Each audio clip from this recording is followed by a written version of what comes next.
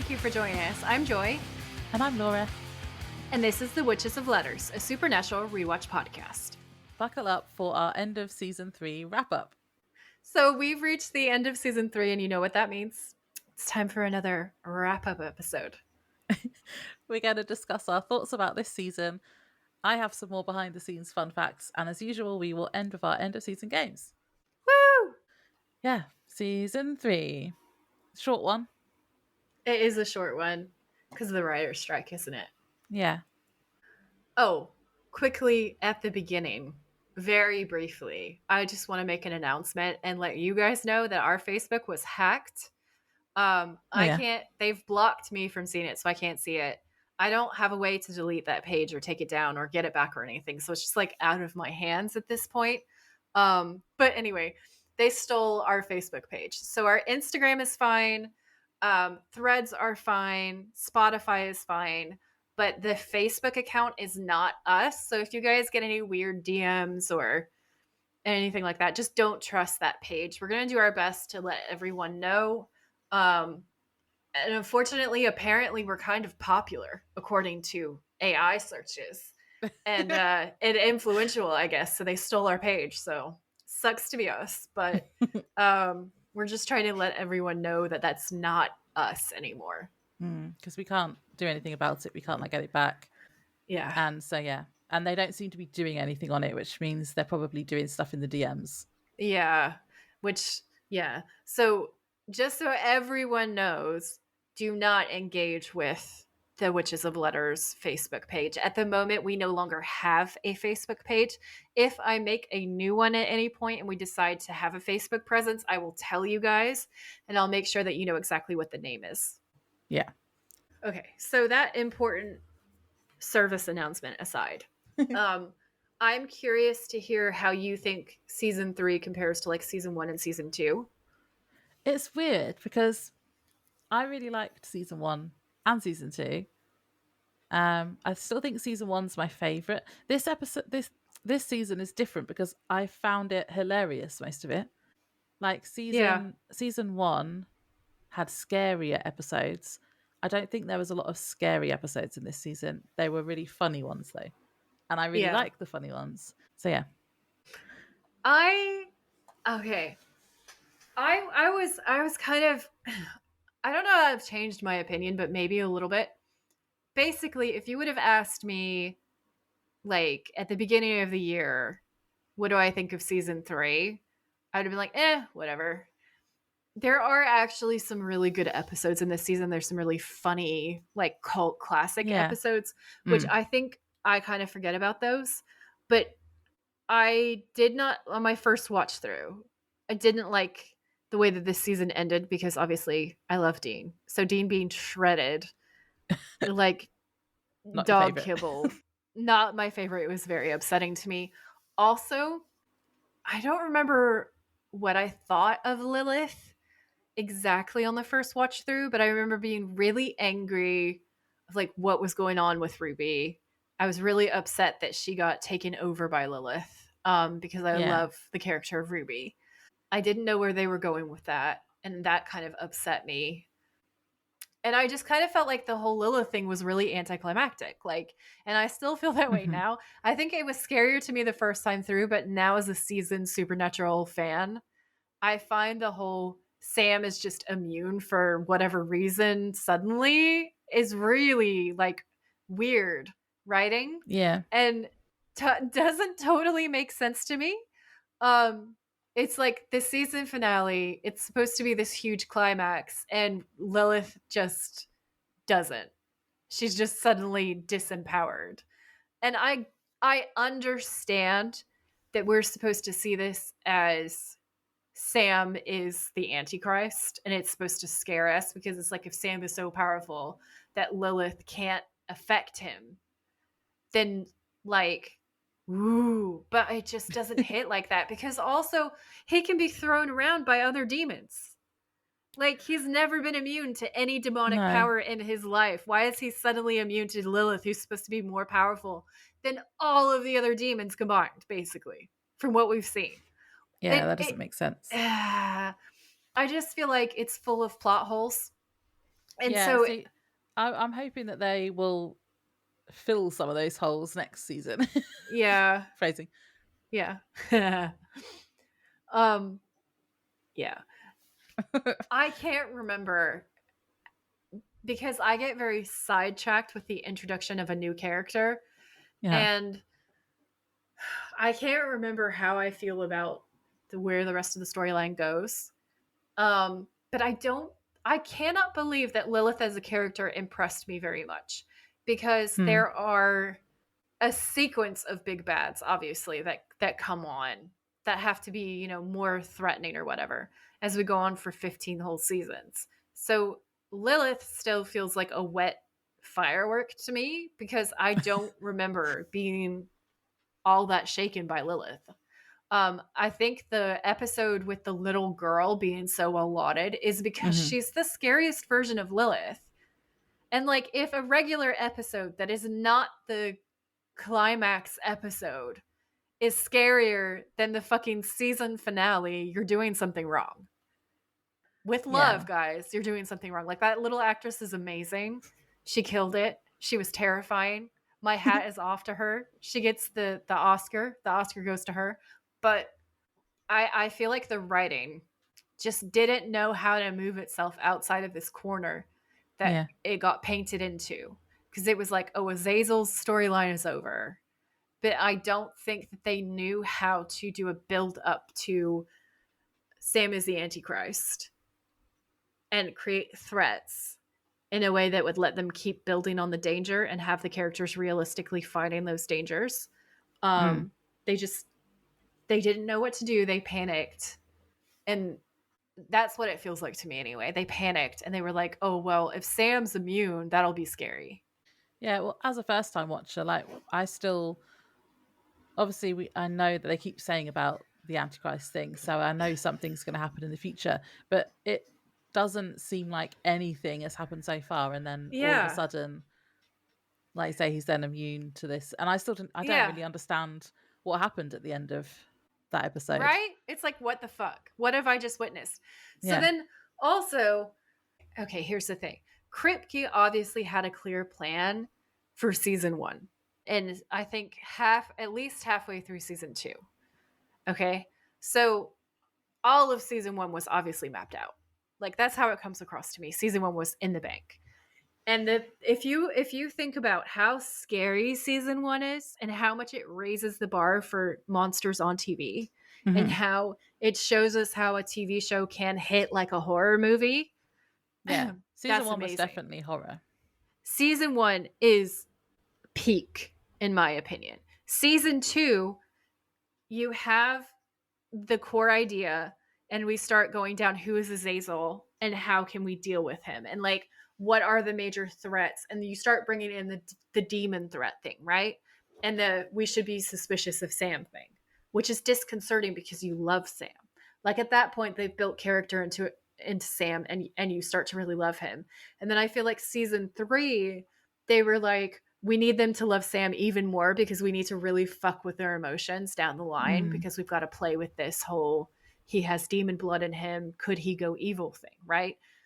Um, but I just feel like between the writer's strike, which in their defense there was a writer's strike, so Yeah.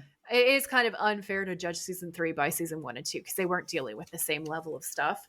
But it felt like, what? And then when we get into the opening of the next season, it still feels a little bit like, what? Um, Do you think the writer's strike did have an effect in the sense that they only had 16 episodes to develop that arc instead of like what would they would have had another 5, 6 episodes on yeah, top of that? I do. I do. So like, I don't want to be too harsh or too mean. Mm. Um, Obviously I love it, and it's also incredibly easy to criticize. It's very difficult to do the thing. It's really easy to criticize the thing. So like, it's really easy to be an armchair critic, Yeah. but I also want to be honest with my thoughts. Yeah. So it's like, I feel like I'm doing a decent job of treading the line. I just feel like as a fan, for me personally, aside from a couple of distinct episodes, I don't think that season 3 lives up to the hype that was generated for me from Mm. season 1. Yeah. I mean, some series, it was back in the day when we had like 22 episode seasons, Yeah. and there's always a few episodes that are kind of filler.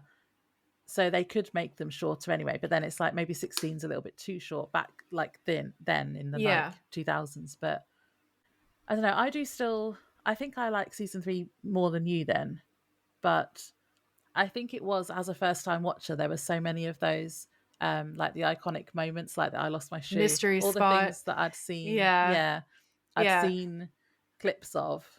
Like I try not to get spoilers, but I've seen the odd Yeah. clip of things, and that's not really a spoiler, that kind of thing. Yeah. And so I was like, oh, it's this episode. Oh yeah, I've seen stuff about this episode, so that was exciting for me. It'll be interesting, like when I get to the end and rewatch it again, seeing how I then see season 3. Yeah. I enjoy season 3 in parts. There's pieces of it that I really love. So I won't skip season 3 on a rewatch or anything. And the other thing is there's character moments that I love in season 3, like Ruby. I Yeah, love her in season 3. We and basically get Bella. Ruby's story arc, right? So I was about to say, and Bella, who I love so much. So there's like I have it all written down in my highlights because we're going to talk about our favorite stuff in a little bit. But I think that what happens is for me, because I was watching it when it came out, my initial amazement at the awesomeness of season 1 has always outshone everything else, because season 1 was my first experience. It was, I think, most people's first experience of a show successfully being at the level of a horror movie, to have something that was so cinematically done. Like the level of cinematography on that TV show is insane. The level of jump scares and gore for primetime TV is I keep saying daytime TV in the podcast. It's not daytime TV. It's like network TV is what I mean to say. I Yeah. also last episode said 2024 all episode instead of Did you? 2025. I didn't even notice. And you didn't catch me out on it. I was listening to the podcast episode and I was like, "Oh, I know what year it is." Maybe. I totally didn't notice that. Sorry. So funny. So basically, I think for me, I love Dean. I had never seen a character like Dean on TV before, and I immediately related to him as the oldest kid, as the responsible kid, as the kid who had a dad who was kind of unhinged and brutal. I related to his relationship to, to his sibling, his younger sibling. I had a younger sibling that I also wanted to protect. And it was actually scary, but it was scary in a way that really made me want to keep watching. Yeah. And I think at that time in my life, like I had discovered horror and I had started to like horror, but I wasn't the fan that I am now. So I think a lot of horror films that I enjoy now would have probably been too much for me at that point. And Supernatural made me want to get into horror. I feel like Supernatural was the gateway drug that introduced me into liking better horror and Yeah. seeing the Interesting. value in the genre Yeah. in a way that I don't think that I really had before. So season 1 is so special to me. Yeah. I loved season 1. Season 1's definitely my favorite so far. Mm-hmm. Yeah, it is really good. It's just it's the gold standard. It was such a great combination too, because you had Kim Manners, you had John Sheban, you had Eric Kripke, so you have all of the wisdom of the X-Files and so many hours of TV and directing. Cinematography surge amazing. I assume that he was also the cinematographer season 1, like because it all still looks like some kind of medieval painting. Like everything is so thought out.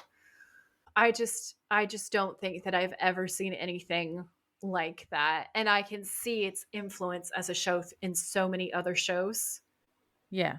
and also movies. Like I feel like Supernatural is just a whole cultural moment. I think it's influenced pop culture just on the whole. Yeah. This season's more like horror comedy, isn't it? So we've got like there were other shows like that obviously I watched at the time because I didn't watch this at the time, like Buffy, like Charmed, Yeah. like Yep. they were sort of horror but also had a comedy element to them. They were more Yeah. dramas. Well, Charmed was more of a drama. Yeah, Supernatural definitely just had that horror film, like so that was like Scream. Yeah. And especially in season one where we had all the kind of like urban legend stuff, and there were so many Yeah. movies in the It's like 90s deeply and 2000s. referential. Yeah, it just that it Yeah. season one felt, I think I said this at the time when we did the wrap up for that. Season one feels nostalgic to me, even Mm. though I'd never watched it before. Yeah. Yeah, 100%. And I think that's one of the reasons why I like it, because it hits all the good nostalgia points. I also don't remember season 1 being problematic. Like, I Mhm. don't think there was a ton of stuff where like this is not aged well in season 1. I feel No, like there was just like the odd thing. the Yeah. writing in season 1 by and large was like, "Yay!" And then I feel like season 3, we're like, "Why?" There have been a lot of things where we're like, why was this choice made?" Yeah. But I feel like most of that is to do with what they're doing with Dean. Yeah. It's what they're doing with Dean's character. Like Yeah. he Sam's Sam's like arc, if you like, over the 3 seasons has been like him finding out. Well, they were looking for the dad, obviously, but him finding out about himself and like these powers that he supposedly has. Dean went from being really, really nice and like caring, and he's just turned into this jerk, Yeah. in my opinion. Yeah, But no. like, yeah, Yeah. They I think they were trying to make him the comedy element in this season, but in doing so make him like the butt of a lot of jokes.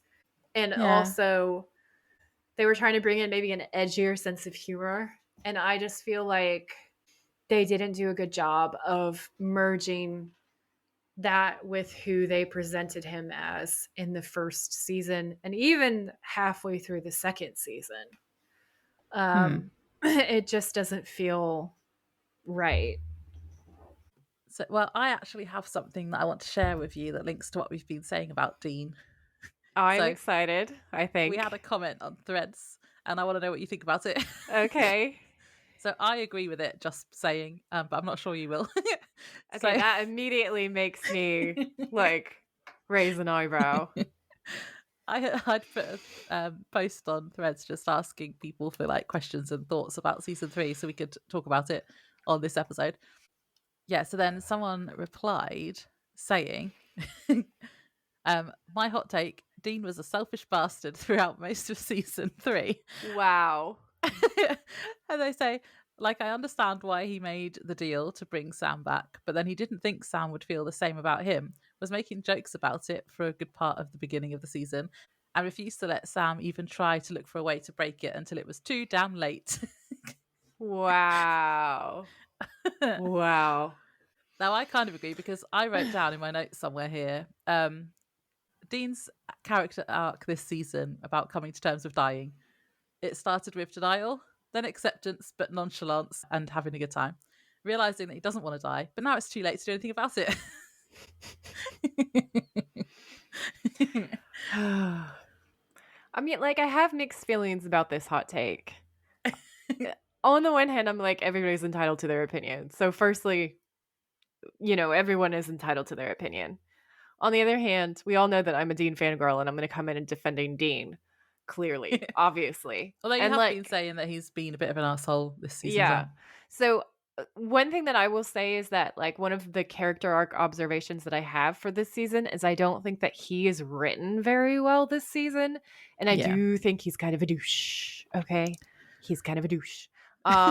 He it's something that Laura and I have spoken about and we could speak about more because I'm about to talk a lot about Ruby and Bella and the Oh, yeah. treatment of women on Supernatural, like these female characters, because I found some really interesting stuff. But a lot of it gets expressed through the lens of Dean.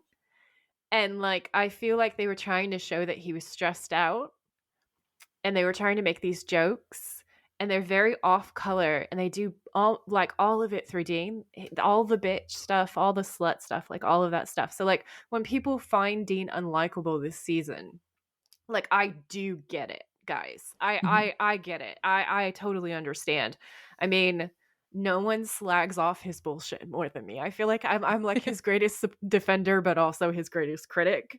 But my hot take on it is that I feel like I know who his character is as a core from watching all 15 seasons. And I think that there are transitional seasons like this one where you have the pressure of the writer's strike, you have the transition from very much Kripke has written all of this and planned it out and knows these characters to they change their minds about who's who a little bit. And Sam and Dean sort of swap places between season 1 and season 2. And then they start to become the characters that we know. But in my opinion, there's a real hiccup season 2, towards the end of season 2, and also season 3 moments. There are these bright spots where you get like really good Dean moments. So like the kids are all right, that is Dean. That whole Yeah, that's episode is good. pure Dean. Do you know what I'm Mhm. saying? But then there's other moments like him always calling Bella and Ruby bitches and sluts and all the rest of it, where you have this real misogynistic edge. You have the porn jokes that he makes in Long Distance Call, and to Yeah. me personally, that is people who don't really know the character trying to give him that Han Solo edginess. And it's just like, it just slides him into that kind of like 70s mindset dude where there's some very problematic stuff mixed up in that.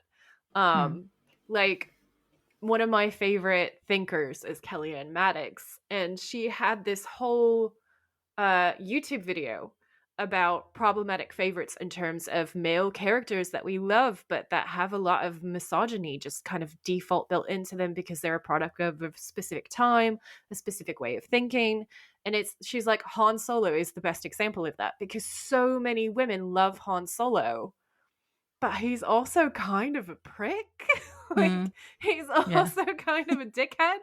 Um, so like I can appreciate looking at things and appreciating them as of a specific time, but I also think that it's valuable as the lived experience of being a woman in this world to critique it, break it down, discuss it, have intelligent conversations, and have debate around these topics. Mhm. And so for me, I know that Dean was based on Han Solo. Like Eric Kripke has said that several times. And I think that the writers who are trying to take him on in these seasons took that note and just kind of ran with it. And I think they ran away from who he really is as a character a few times. Yeah. So you're saying like the the lot of guest writers has kind Mm-hmm. of had an effect on it. Yeah, I can Yeah. see that. That makes sense. Because I feel I do like, still like Dean, but me yeah, too. there's just moments where I'm like, shut up, Dean. Yeah. I feel like aside from season 1, if you look at Sam, I feel like they have a much better handle on who Sam is than they do on who Dean is. And I feel like Dean, they kind of workshop for a while, but Sam, they know who he is and they write him pretty consistently. Like, I can't think Yeah. of moments where I'm like, oh, no, that's not Sam.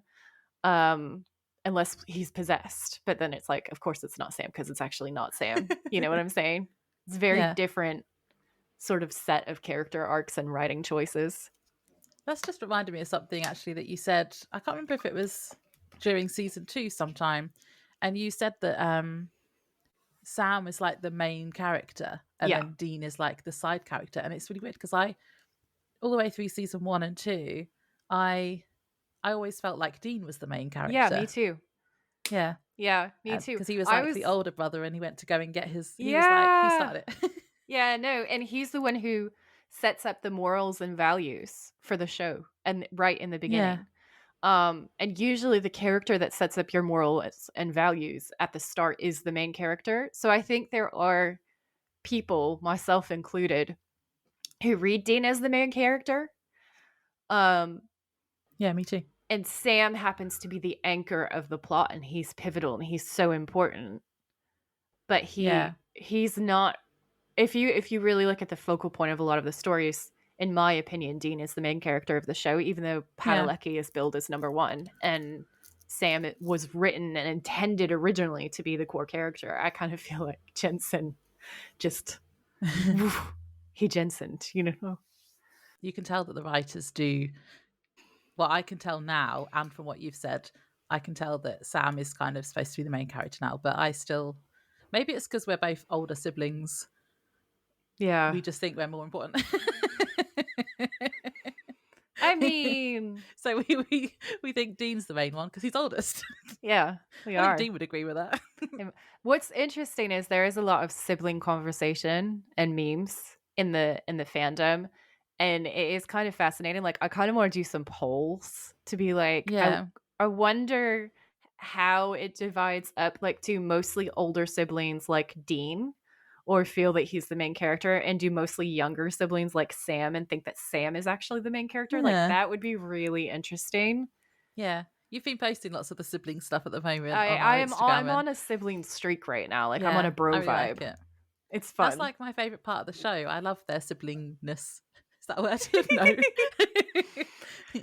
I think that every show that becomes a cult hit that has like such a strong fandom that lasts as long as this has lasted, and like for instance, as long as Buffy has lasted, and Buffy's going in for round 2 now. Supernatural, take notes.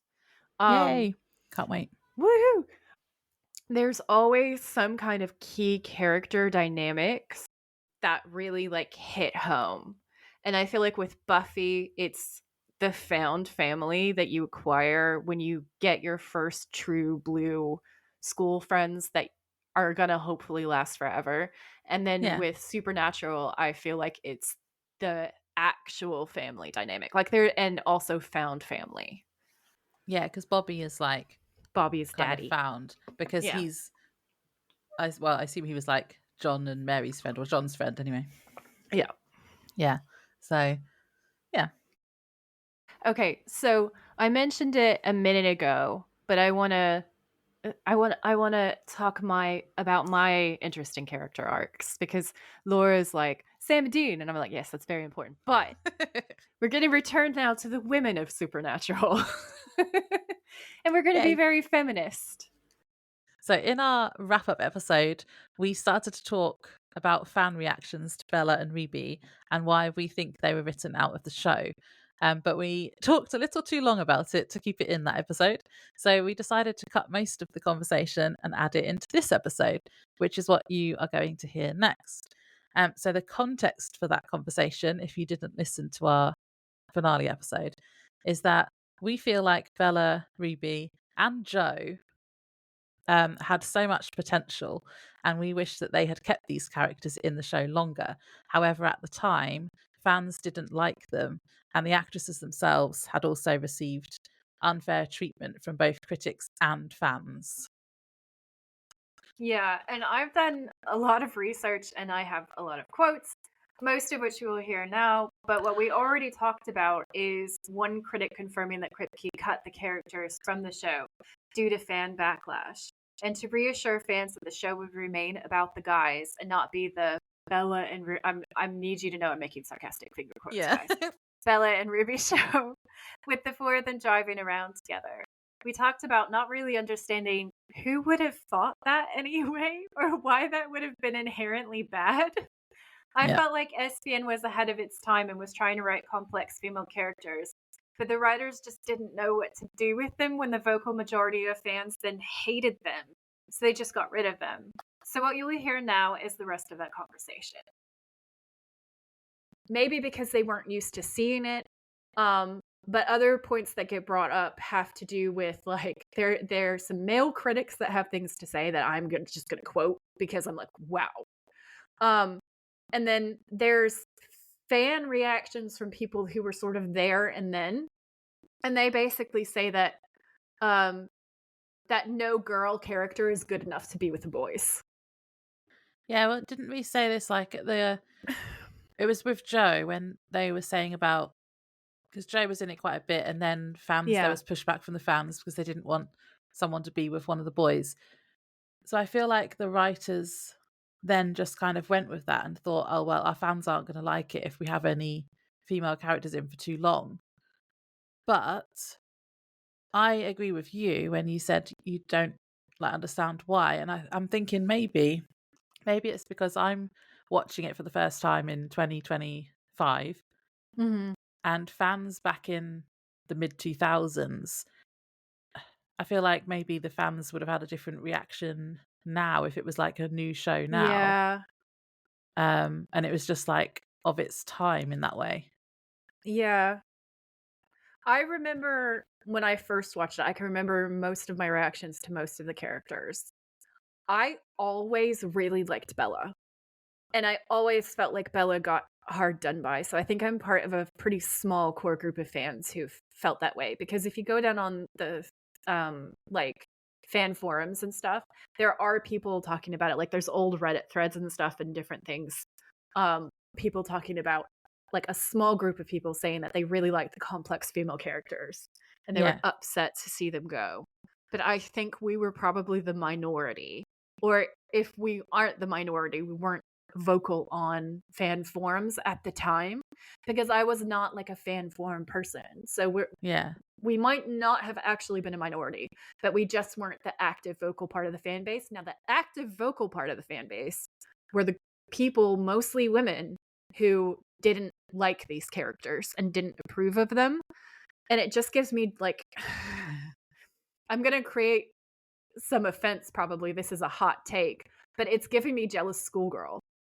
Yeah, Like, that's what I think as well. Like, do they feel like Sam threatened and by Jean are these their imaginary characters? husbands, and they Yeah. don't want to see them with anyone. But it's Like, like, that's oh, that kind doesn't of make how it sense. comes Like, across. I would want them to see them with people because it's like I want to see how they are in a relationship, how they would act Yeah. in a relationship. Yeah. Just in different romantic situations, maybe. Yeah. So I don't, Hmm. like, I do not understand it. I don't understand the thought process. And I know I'm looking at it from like a future point of view, looking back on views, and views have shifted now because it's been like around 20 years. Yeah. Um, I do remember with Ruby. So I always loved Bella. I always loved Joe. Ruby, I didn't trust because Ruby was a demon, and I couldn't tell if she was playing two sides, three sides. Like, I didn't know what she was doing. I didn't know what she was about. And Yeah, that's like even me up now. till I the still like her season, though. yeah, even up to the season finale, I had no idea what she was doing. I always thought she was cool. I always thought Katie Cassidy was really pretty. I always thought she was a phenomenal actress because she plays this part so fucking well, right? Yeah. That's where the mistrust comes from, is her acting abilities. And I always just like, I enjoyed the episodes that Ruby was in so much because you knew there was going to be some banter, some back and forth, some push and pull. She felt like a worthy mental opponent. Same with Bella. She was a worthy opponent, you know? Like, there's this back and forth with them. And when Yeah. we'll see the same kind of dynamic later with male characters, and those male characters are people's favorite characters. So it's just really interesting to break it down from a sociological standpoint and ask ourselves, why do we like those characteristics in male characters, but apparently elements of the fandom feel threatened if they're represented in a femme fatale? I don't get it. Because all of the characters that people didn't like, from Joe to Ruby, they're all femme fatales, right? Every single one of them. And I just feel like it's like people are threatened by that character type.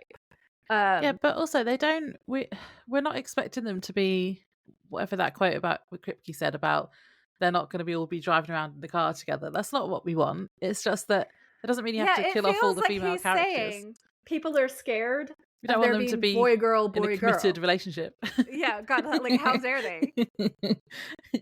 Yeah, but just having some female characters around is a Yeah, good thing. I like it. yeah. And the thing is, the characters, the female characters, I don't think this is spoilers saying this. The female characters who get allowed to stay, that people absolutely love, they're never a romantic interest. Like, Yeah, one of the most beloved female characters is Gay, that comes on later on, and she's yeah, fucking phenomenal. She's one of my favorites. She's a super big fan favorite. But it's interesting to me that, is it because she's gay, so she's not like a romantic threat, air quotes? Like, is yeah. that why? And then you have Probably. other characters who are like substitute moms for the boys. Like, Yeah, you know, like, what? why why is that okay? yeah. But a sexy, badass, kicking butt female character who is, ambitious, intelligent, powerful, why is that unwanted? Yeah, and why do people, if like all the female fans watching fancy them both, why do they not want to see them getting on Mhm. with women? Yeah. It's like reading a romance novel with no female part, you Yeah. know? It's unfulfilling. It's less fulfilling. So yeah, so I'm going to dive into the rest of the quotes so that we can really dig Okay. into this further. But yeah, I just thought this was interesting. So the quote, the thing that's cited everywhere, because it's like, why did Katie Cassidy leave? Why was she replaced? They always say it was budgetary reasons, which is like implying that she wouldn't take a pay cut and they couldn't afford to keep her, right? Which I also don't like that that was the main story that was put That out, sounds like an because excuse. it sounds like an excuse, which actually turns out it was, because I dug a little deeper. It feels like it's also putting the blame on her a little bit, because I remember there being lots of female actresses, they'd leave a show and the public statement would be that they asked for more money. And female actresses, like actors, don't get paid as much as male actors for no reason. For no reason. Okay? So like the fact that when the public story is, oh, we couldn't pay her enough, feels slightly ugly to me, not gonna lie. Yeah. So when the character of Bella was removed, quote, due to the negative fan reaction. So they tie it together in this quote too. So there's the replacement of Cassidy, which they're like, oh, it's money. But then they publicly say, we got rid of Bella because you said you didn't like her.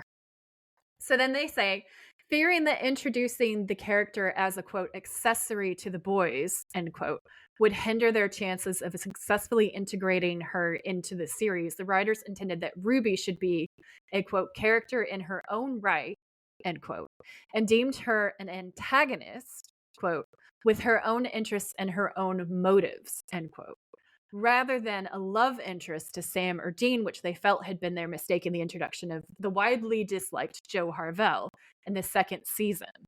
Justice for Joe. Justice for Joe! So then they go on to say that while they were not planning on a romance between Ruby and either of the Winchesters in the third season, they were open to the possibility in the future, with Kripke saying, quote, if the chemistry is there and we see the sparks, we want it to happen and the fans want it to happen, it'll happen. So he's basically like, if the writers and the fans can agree, then they can have a romance. He said, and I'm quoting Kripke, that due to protective and occasionally nervous fans, he wanted to introduce Ruby in small doses, wanting fans to know the show would always be about Sam and Dean and nothing else. He said Ruby and Bella are there for important plot elements, but it's not the Ruby and Bella show, nor is it the four of them. And then that's the part with the four of them quote, right? So like, it just is such it's a tangled web. Okay. It's a tangled web. All right. According to Cassidy, though, Warner Brothers did not know what direction to take Ruby in at the time that you come to the season 3 finale. And I feel like that's actually pretty clear in this episode, like the writing of this episode. And that was what made her leave, because they had no idea what direction they were taking the character in. Yeah. And then another show pitched to her and said, we want you to come and be the star. Like, we don't think that they know what to do with you. We think that you have leading lady material. They're not sure if they're going to keep you or kill you off, was kind of the vibe. So you need to come and work for us. And she did. Because I don't blame she her, to be said honest. she said she just felt like she had to make the best of a bad situation. Wait until I get down to what the male critics were saying about her. I totally understand why she left. Okay. So at the time, Kripke and the writers were talking about Ruby taking on a new host every few episodes for the 4th season, because they thought that it would keep viewers guessing and provide a cool character, because most shows don't have the ability to do something like that. When they auditioned for Ruby, they auditioned for an unnamed love interest to recast the part of Ruby after she left, and Cortez ended up getting hired, obviously. But then there are these really sexist critics, in my opinion, saying things about both Katie Cassidy and Jen that are wild.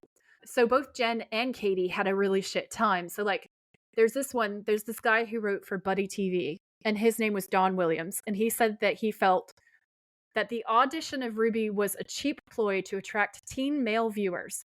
that the character distracted viewers from the brotherly bond that made the show so special in the first place, and that Cassidy was It cast doesn't. more for her looks than her acting prowess. He doesn't know what he's talking about. It's just so trashy and so sexist. Like, Mm. it's just, and then when I dug into other comments, like, I didn't pull out every single one, but there are a lot like that about Jen, who's very talented, and Katie, who's also very talented. And I don't think that any of the problems was ever their acting, but in the vocal fan forums of the time, they were like, oh, they can't even act. Oh, blah, blah, blah. It just feels like they were picking at them for every little thing. Again, giving me like ugly high school girl vibes. You know what I'm Yeah, it's saying? like they're jealous of some fictional characters. Yeah. I don't get it. And then later on, you start seeing that Ruby's lauded as a fan favorite, but she was one of many characters who didn't stick around for the entirety of Supernatural. And so there is a group that posted about like the number of female characters that get killed off versus the number of male characters that get killed off, and why does it feel like more women get killed off than men in the show? And it's because they said more men get killed off, but the women's emotional story arcs are heavier. So when there's a female death on Supernatural, it tends to feel like there's more going on. And they said that all leads to another round of, quote, whys. And really, that answer might lie with us. Who's really going to be good enough for, quote, our boys? Jensen, Jared, and Misha all pretty much agree that the fans aren't very tolerant of female characters. And we all know what happens to unpopular characters, don't we? Yeah, the axe, end quote. So that's crazy to me. And then, Yeah.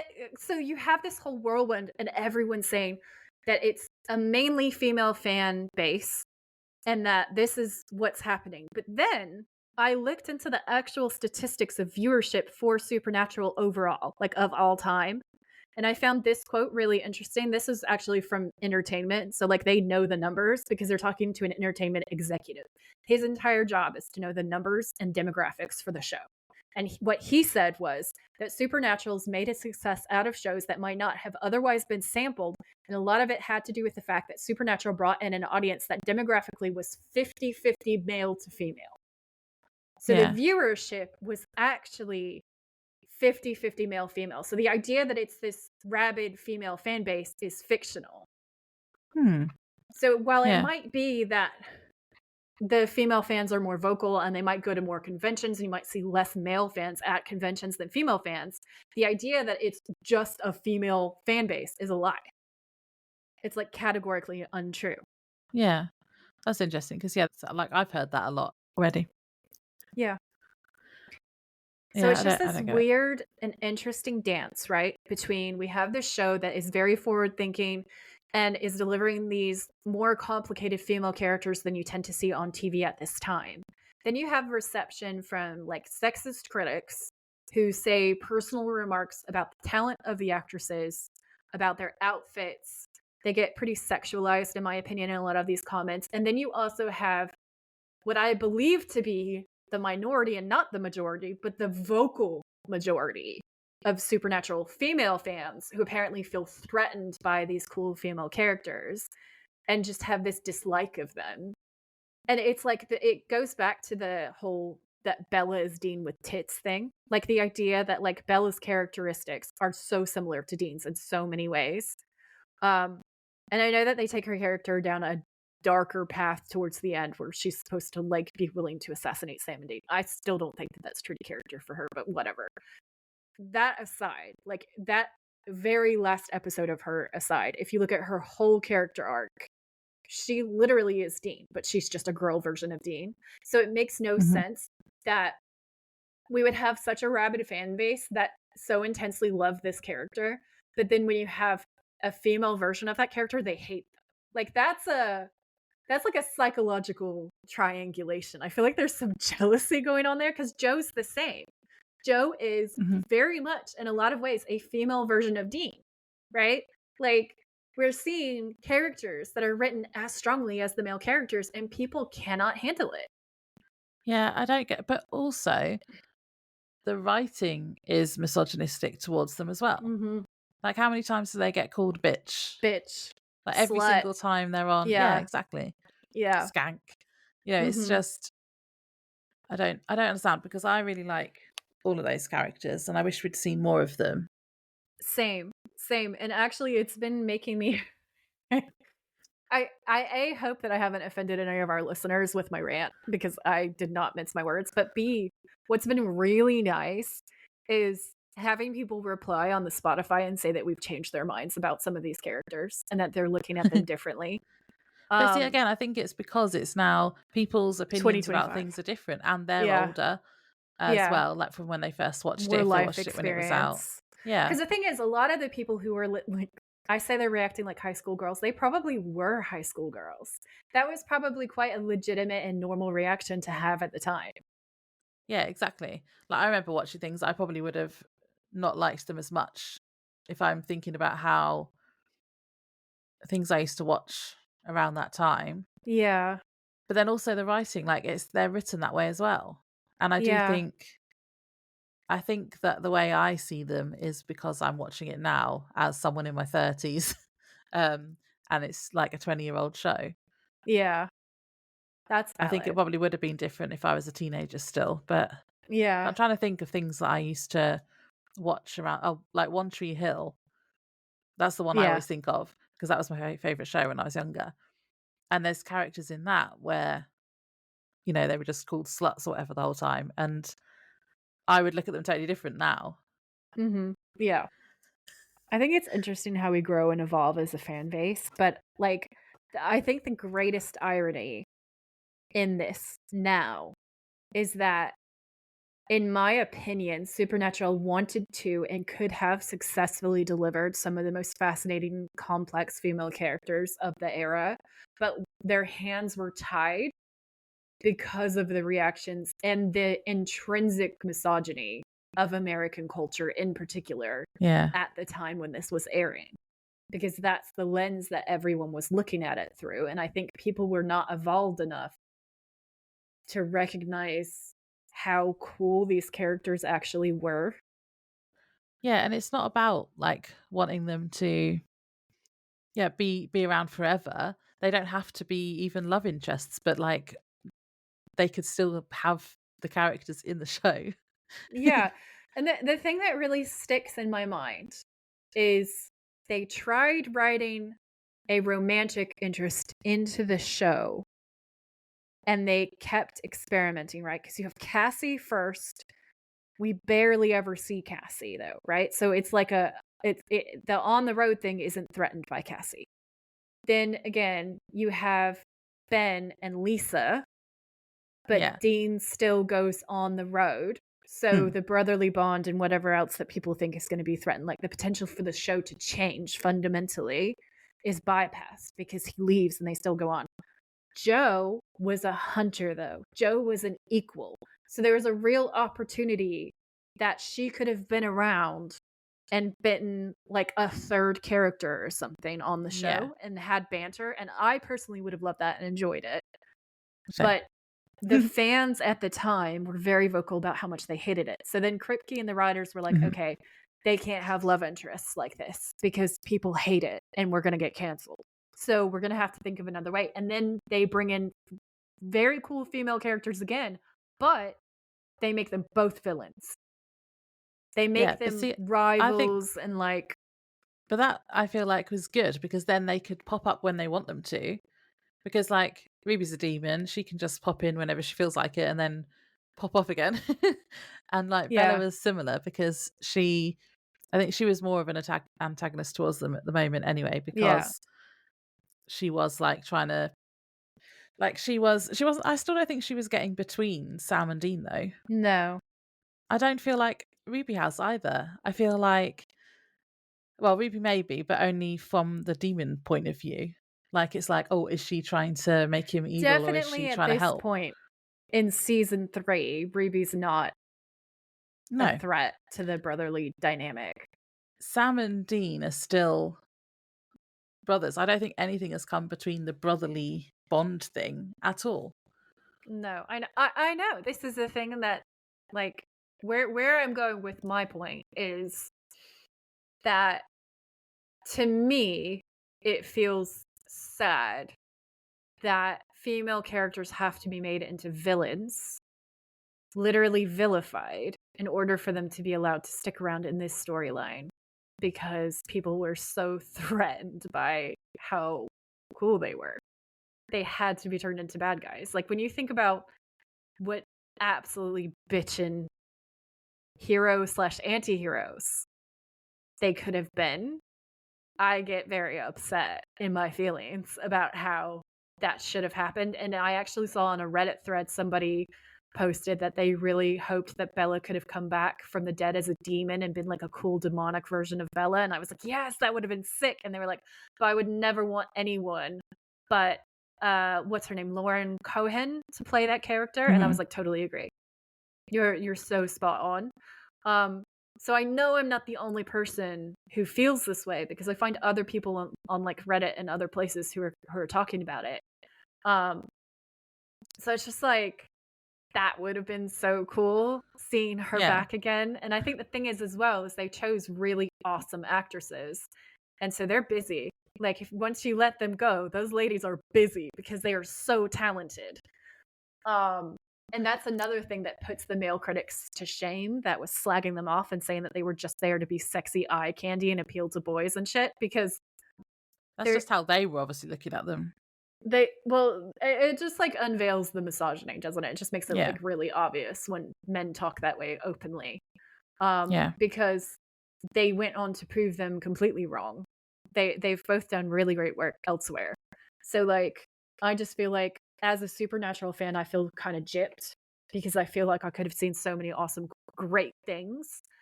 And I'm happy with what I got to see, and I'm happy with other characters and how things kind of evolved. But like, my heart is broken over Bella and what they did to Bella. And my heart is kind of broken over the fact that Katie Cassidy was forced out, because she was so talented. I love that Genevieve was there, and that was obviously fate because of her and Jared, and I wouldn't change that for the world. But I am kind of sad that I never got to see Katie Cassidy doing more on the show. And there is a subset of fans that are really big fans of Blonde Ruby. Yeah, I like Blonde Ruby. All of us are like, we would never not have Jen, because Jen is fantastic. But we also really enjoy Blonde Ruby. So we like wish that there was an opportunity. I haven't seen her as Ruby yet, so I can't comment yet. Yeah. But what was the fan reaction to Jen's Ruby, especially if they're jealous of a fictional character and then her. They actually get married? They hated her. She got so much hate. Like, it got so wrong. ugly. Everybody said that she couldn't act. Someone leaked her audition tape. And her audition tape wasn't like a big performance, like, because that wasn't what it was written to be. It was just like a casual random scene. So people were like, oh my god, she's such a wet blanket actress, blah blah blah blah blah. She doesn't have any character, she's not interesting, yada yada yada yada. There were other similar comments to what they said about Katie Cassidy, like, she's not talented, she's just eye candy, she's this, she's that. So silly. It's gross. What did they say when they actually got married? I don't even want to. I think there was a split. Like, I think there were some people who were genuinely happy, but there's a lot of naysayers and stuff. And I just feel like it's like, that disappoints me. High school. Come on, SPN fandom. Well, this was years and years and years ago, and I don't even know if those people are still in the fandom. But like, that's just that's real sad. That's real sad. Like, my reaction to like Jensen and Danielle, and when the penny finally dropped that Danielle was playing Sister Joe, because I hadn't seen Danielle in a lot of other things. I found her as a Supernatural fan. I had the biggest crush on the character that she plays later on. Okay, so both their wives are on the show at some point, and she's so pretty. She's like the most. She's so pretty, and he's so pretty, and they're just beautiful, and they're beautiful together, and it makes me so happy every time I see them and I see their dynamic. Like, that's my like authentic, real feeling. Yeah. I like them both as well. So I don't understand. It's like same with Jen and Jared. Like, they have a great vibe together. Their story is so cute. She's gorgeous. He's gorgeous. They're fabulous together. Like, I don't understand the high school, middle school, petty girl Jealousy. vibe of like girls hating other girls, being jealous Yeah. or feeling possessive over someone that they have never met and probably will never meet. Like that guy does not know you. And I think that people need to learn to separate out characters from actors, because I feel like the people who are getting jealous enough to want to tear down another female that you've never met in your life and go on a forum somewhere anonymously and say how you think she's untalented or whatever. Those are the people who haven't learned that we as women need to support other women and build each other up and not tear each other down, and that you cannot Yeah. possess another human being, but especially one who has no idea that you exist. Yeah. The Get jealous over silliness. Silly, the silly actual gooses. wives. The Yeah, I geeses. don't get it. That's the most ridiculous thing ever. Just ever. So I had something else that I wanted to bring up on this episode, Joy. Of course you do. What is it? And that is my green eye conspiracy. Of course you do. I went back and made a note of every time I mentioned this. And one time I didn't mention it as well. I feel like I really want to go back to season 1 and then make note of every single person that's been on it so far, because I still think they are either only casting people with green eyes or they're changing them. Okay. So we've got Sam Medine, obviously. Yeah. Bella has green eyes, or at Okay. least she looks like she does on this show. Gert had green eyes. Remember Gert? Who's The Gert? like creepy old lady Oh God, no. that was like molesting Sam. Ugh. Ruby, blonde Ruby, has green eyes, at least on the show. The Okay. mini Snow White from Bedtime Stories, the little girl that played the little Snow White. Yeah. Jeremy in the Dream episode. And then there was another one where I didn't actually mention this on the episode because it didn't come up, or we skipped over that bit. But Mercedes McNabb on Supernatural, when she was in, so that was Fresh Blood, wasn't it? She looks like she has green eyes, but I always thought she had blue eyes, and I looked it up. And it says, well, I found varying sources. Some said she has blue eyes and some said hazel. But yeah, so I think they're changing people's eyes. Okay. Thank you for that. Because you also said in Mystery Spot that you started to believe me I because did. everyone in one scene had them, and that was the scene that had Sam, Bobby, and the trickster Yeah. in it. So apparently they all have green eyes as well. Yeah. So yeah. that is Sam, Dean, 1, 2, 3, 4, 5, 6, 7, 8, 9, 10 people so far. Okay, we need a green eye conspiracy sticker. Yeah. But the only reason I keep bringing it up is because I was always told I was special. It's out of resentment. And everyone has green eyes. But anyway, I like green eyes, so yeah. Yeah, no, green eyes are very rare. They're not the rarest color, but they're very rare. I think they're like the second or third rarest color in the world. So you're still special. And you can look at it like you are very much within the supernatural, category. You fit right in because you've got green eyes, just like everybody Maybe else. if they do a reboot, I'll audition. I'll Yeah. probably get a part. Yeah, because you got the green eyes. Tell Yeah. us in the comments for this episode on Spotify, especially if you think that Laura has a point with her green eye conspiracy theory, and definitely let us know if when we do stickers eventually, if you want a green eye conspiracy sticker, because I think that would be hilarious personally. Yeah, or let me know if you think I'm being silly, because that's valid too. Yeah. We don't really have many highlights really this season, because this season was so short, and we haven't met in person again, have we? Since we did this season. I suppose my highlight would be having Prophecy Girls on and the collaboration. That was Yeah, really fun. that was They were so really much cool. fun. Yeah, they were Yeah. great. They were a great time. They really built up my confidence levels to delusional levels, I think, because I really like this other podcast called Ghosties. And Huh. they have a pretty big following, not gonna lie. But I was okay, here's what it was. Okay. This is the way I'm justifying this thing that I did. Is because they were talking about the necrophone. Like, they were talking about ghost phone calls, and it was literally right after we'd done Ah, long distance phone calls. And in my head, I've been listening to their episodes being like, I wonder if they like Supernatural. Because if they do, that would be such a cool crossover episode because we could yeah. just dish about like ghost stories and folklore. And it would be so, so cool because they sit in this super cozy little couch. They drink their tea, they tell Aw. you all about the tea, which is why it's ghost teas, and there's cute little ghost pillows. And then they tell very spooky stories. And they break down the folklore behind stuff. And I commented and I was like, you guys, do you actually ever like Supernatural? Because I have a podcast and it would be really fun if you would consider to do a crossover at any point. And I was like, I am saying this because you guys are talking about the necrophone and stuff. And it's just like this, the coincidence of it is wild to me. So I said Yeah. about it, and that comment got posted, and they moderate all of their comments, so they've clearly read it and posted it. And I was like, that's nice. Yeah, cool. I was Yeah, going to say you should comment on it, but you did. I did. That sounds like a I was good podcast. brave. I'm going to listen to that.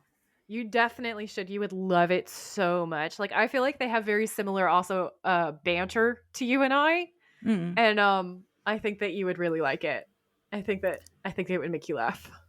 I think that's why our collab with Prophecy Girls worked so Yeah. well as well, because they have Same similar page. banter. Same page, same Yeah, vibe. Yeah, for sure.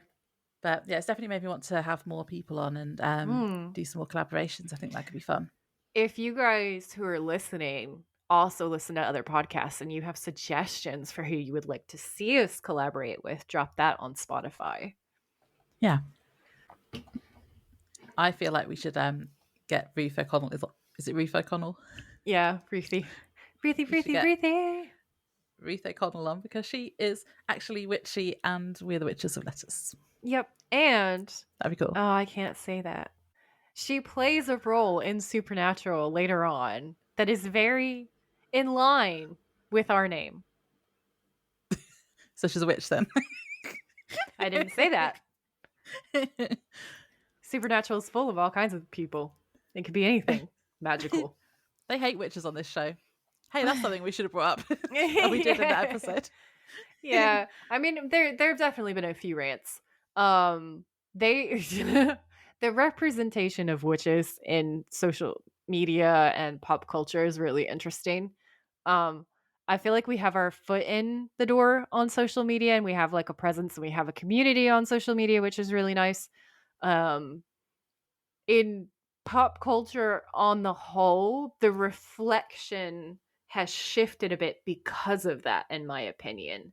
So things are starting to get a bit better. We're not always represented as child eating bad guys, and people have started to recognize with feminist conversations um, the problem with the trope of the evil witch and how it's often used to just vilify women and subjugate women and put women in their Yeah. place, quote unquote, you know?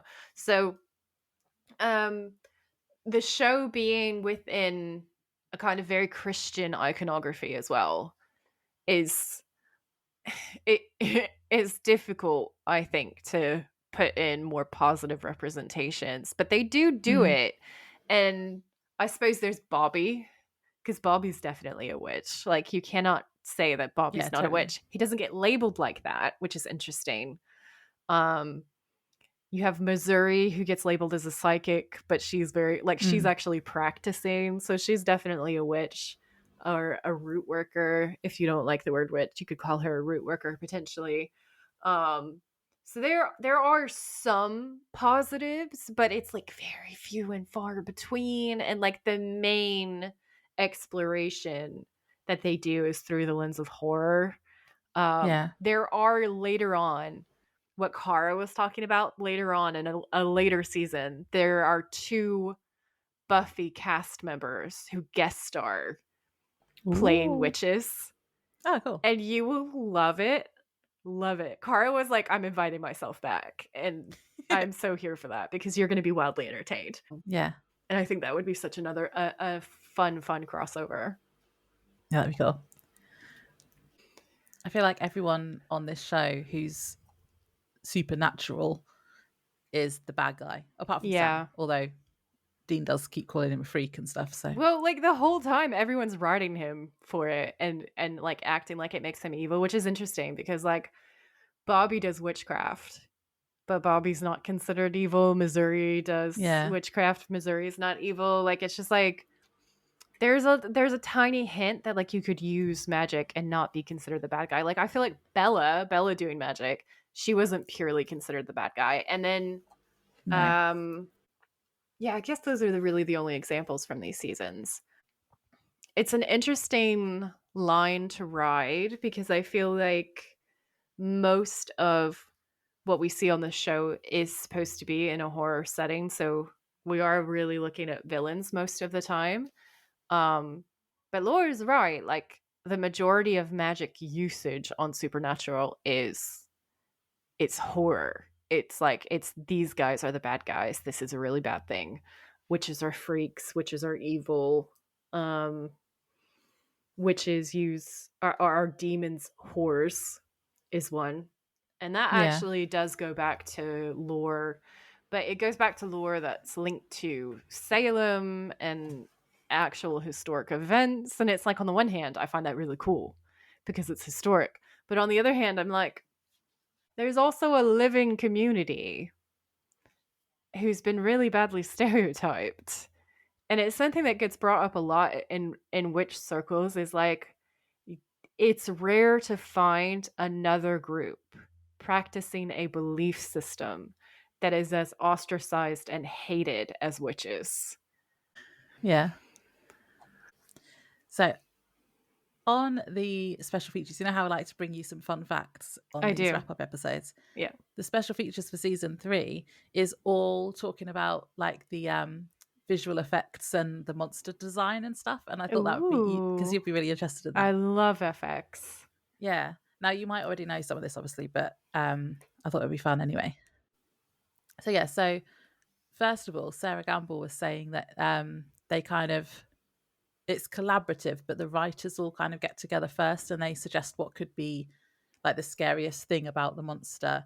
But then it's a Hmm. collaborative thing. And Kripke then said that other departments then get involved. So like the special effects and makeup, it's not all just visual effects. That's really cool. Yeah. And Toby Lindala, I don't know if that's how you say his name, Lindala, who's the makeup effect supervisor. He basically said that Kripke and Kim Manners have the idea first and then they work with it. So whatever they say, they kind of go with that. Yeah. But I like how it's all a big collaborative thing. It's not just someone going, right, I want this. Yeah, I Um, think that's really cool. and they do give them freedom because, like, Kripke was also saying that sometimes if they don't know, they trust the like visual effects people. And he said that sometimes they'll just put a note in the script saying um, to Ivan, who's the Ivan Hayden, the visual effects supervisor. He said, we sometimes just put a note in for Ivan saying, put something cool here. I really like that. That reminds me of Terry Pratchett when Terry Pratchett was writing and didn't know exactly what he wanted to happen yet. He'd put an asterisk and just write something Yeah. like, make this really cool or something to that effect. And then he'd go back to it later. So Yeah. it's really cool. And something that the cast and crew of Supernatural have mentioned a lot is the fact that it's not a situation of like a typical set where it's an uncollaborative experience. Everybody's very much in their set roles. No one ever crosses over those lines. Like so many of the actors became directors later on. And it's just really kind of fascinating to listen to people talk about it. And I think that's what art is supposed to be. Art is supposed to be a collaboration, it's an expression of humanity and imagination. And it's a dream that everyone is building into reality together. So it is so cool. And I wonder if that's one of the reasons why they're so successful for the of the time. I know we have our moments where we have our quips, but for the majority of the time, the effects for this show were so far beyond TV effects. They were Yeah. genuinely so much more scary than most TV. Like there are a lot of season 1 effects that live up now. 15, 16, I don't know how many years later we're on now. But like it's been a long ass time. It's been over a decade. And the effects, for instance, for Bloody Mary are still really terrifying. So I feel like that says something. Definitely, that was still really scary. I still think about the episode. I'm scared. Mm-hmm, mm-hmm. Yeah, then so Sarah Gamble then said that the look of the creatures, they always start with the lore. So if it's like an actual creature, say like vampires, they'll start with lore about it, but then they always want to add that little element that's just for them. So it's different to like any other movies or books or anything about it. Which I feel like we see, especially actually the vampires was a good example because the Mm-hmm. teeth are like different and the fact that they Yeah. don't like change their face and stuff. Yeah, And for then sure. sorry. No, I was just going to say I agree with you. And that got mentioned by the girls when the Prophecy Girls crossed over because of Gordon and his transformation in that Yeah. episode. Um, and Kara and Steph were saying how scary it actually was because their teeth are really different from Mm-hmm. what we're used to seeing on screen for vampires. Because, like, usually you have like full monster or you have sexy vampire, and there's not normally any kind of in between. But supernatural vampires have a really unique twist. Yeah. And they have like barracuda teeth, and it's just so alien and unexpected. It gives more of a jump. Hmm. So I totally agree with what you're saying. You've said that before, and that was one of the things Sarah Gamble actually said on this. She said that the vampires' teeth were like sharks, and I was like, Joy said that. Yep. See, Fahrenheit. It's a love-hate relationship, you know? Actually, I did have something about the vampire teeth on here, because I think I've just got specific things about some of the creatures now. Oh yeah, Toby Lindala. So he was the makeup supervisor. He said that the vampire teeth were all practical effects, and I was like, but they like What? fall They look down. so Yeah, CGI. he said that they are acrylic dentures that they made to fit over the actor's teeth, and the multi-layered fang idea was scripty. Ooh, interesting. So I don't know if them coming down is because they like come out of their gums, don't Yeah, I they? feel like there's a Over the top. transition point that's CGI, and but they just must be Yeah, wearing the dentures the whole time then. yeah, but that's cool. That So is they really like cool. fit over their actual teeth. Yeah. So yeah, I just had a few specific things. So in oh, this was cool. So Ivan Hayden said that in Mystery Spot, they actually made a digital 3D Jensen so that his face could be seen for the car running him over a bit and the desk falling on him. Oh my god. So they've actually made like a three-dimensional like version of him that they then put on so that you could see him as he was getting squashed. Which I didn't even notice when we watched it, That's but you can wild. see him. Yeah, that's cool. That's cool. I'm trying not to just like wince because poor Dean. But yeah, that is a cool effect though. Yeah, I thought that was really cool. Oh, also the changelings. Right, I feel what's the word? Validated, because you know when I said I kept calling them sea lamprey hickeys. Yes. That's what they based them on. They based them on sea lampreys. Well, the entire time I was like, as soon as you said it, I cannot unsee it. So I'm Mm, not surprised. Like but it that was is, confirmed. yeah, Yeah, nice, yeah. nice. He said he was just trying. They were just trying to make them as gross and unnerving as possible. It's like, yeah, And good they job. succeeded. They did a good Yeah. job. Oh, there was another effect which I think you'll find was cool as well. So Kim Manners said, so in Fresh Blood, you know the bit where Gordon's head is removed and was lying on the floor. Yep.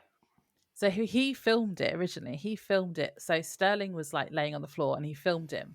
And then the special effects guys were just going to remove his body. But what they actually did was then they did this 3D model thing again of him. And that meant that they could actually have his like lips and eyes twitching. Ooh, yeah. And Kim and Eric were like amazed by it apparently. Yeah, that's excellent. Yeah, because it would have just been a still head otherwise, like if they just filmed him. But yeah, they made his eyes twitch and stuff, and that creepy, creepy, creepy, creepy.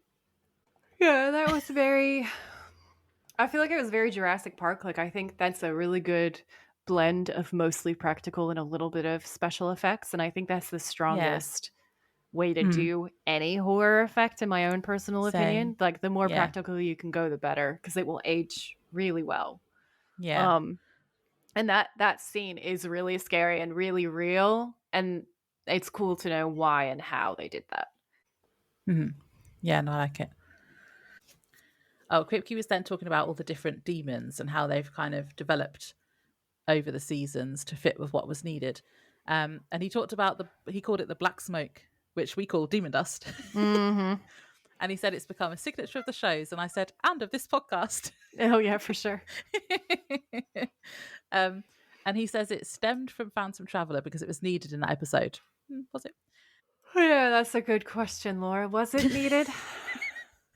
It was meant to be show lore, so it was just supposed to be show lore that they had this demon dust, and then it developed. And he then compared it to how it looked in use in Bello, but I think they were both pretty shit, to be honest. Agreed. Yeah, honestly, like I don't really think there's was a too huge CGI, change the other in one. it. It just well, the first demon dust in Phantom Traveler was like pixels, and then the one in use in Bello was like too CGI. Yeah, because it had all like the purple lightning sort of effects in it as well, didn't it? Yeah. I just think I can see the idea and I can see the idea being cool. I just think that at the time when they filmed it, they did the best that they could with it because of what they had. Yeah. And I feel like if they came at it again today, it would be a lot scarier, probably. Yeah. Yeah. But we enjoy, we We enjoy love being our able to demon make the dust. demon dust, the demon dust commentary. We love taking the mick out of it. Yeah. What would we do without it?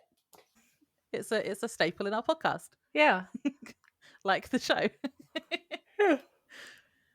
Also, just a side note, sort of, Kripke called when he said about use in Bello, he actually called it Just in Bello. So I'm like, maybe it was the British way, because like when I said I looked it up because I wanted to get it right. Yeah. And I was looking at a load of army guys saying it. They were all English, so all British. Yeah. So maybe it's different in America. But so if I've been saying it wrong the whole time, sorry. But I bet people think have been you've shouting been at the saying it podcast. technically correctly because the Brits are more linguistically correct than Americans because you say things like Van Gogh, which is correct. Van Gogh. And we say Van Gogh, which is incorrect. And it's Muha, not Mucha. So it's like I don't know. I feel like I can't tell if that's a linguistics thing, but mostly I would just say like we are uninformed linguistically as a people. And it's also Latin, isn't it? So yes. So most of the time your J's are not going to sound like J's. No. Because it's a Latin root. So okay. I'm right, Kripke as well. Okay. Neener, neener, neener. Yeah. So I'm looking forward to season 4 and seeing what happens to Dean. Me too. Because we get some very interesting characters right at the start of season 4, and I really want to talk about them with you. Yeah, cool. Shall we do our end of season games? Yes. Okay, so our first category is I don't know why I'm saying like a game show host. Because it's games. Our top 3 episodes. What are your top 3 episodes, Joy?